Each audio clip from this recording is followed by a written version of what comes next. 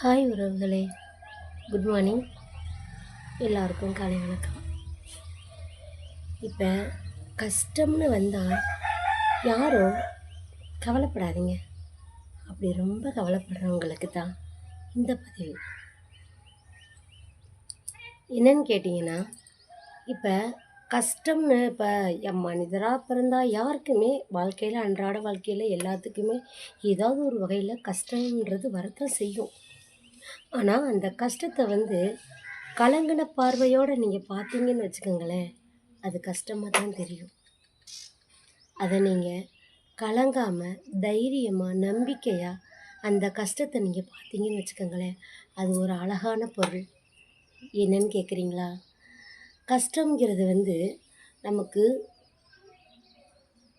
ஒரு நம்மளை சுற்றி உள்ள உறவுகள் இருக்காங்கல்ல, நம்மளோட உறவுகள், நம்ம அம்மாவாக இருக்கலாம், நம்ம தாய் தகப்பனாக கூட இருக்கலாம். தாய் தகப்பன்னா நம்மளதுன்னு இல்லை, நம்மளோட சித்தப்பா, பெரியப்பா, சின்னம்மா, இவங்களை சொல்கிறேன் நான். அந்த மாதிரி இதாக இருக்கலாம். நம்மளை சுற்றின அக்கா, தங்கை, அத்தை, மாமா, சித்தி, சித்தப்பா, இந்த மாதிரி நம்மளை உள்ள சுற்றி உறவுகள் இருக்காங்கல்ல, உறவுகளோ இல்லை நம்ம நண்பர்களோ, நம்மளோட அண்டை வீட்டார்கள், பக்கத்தில் உள்ளவங்க கூட, இவங்கெல்லாம்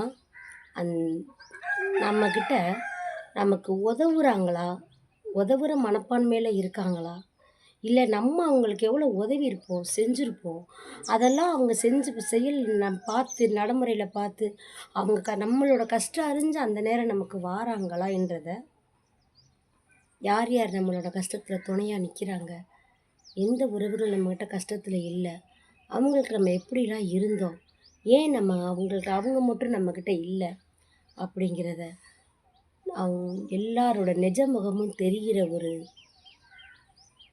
உண்மை பொருள் தான் கஷ்டம்.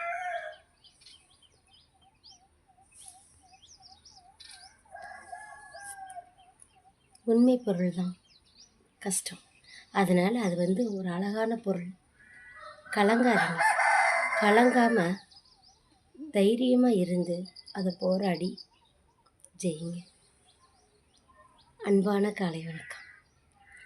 இந்த பதிவு பிடிச்சிருந்தா சப்ஸ்கிரைப் பண்ணுங்கள், லைக் பண்ணுங்கள், கமெண்ட் பண்ணுங்கள்.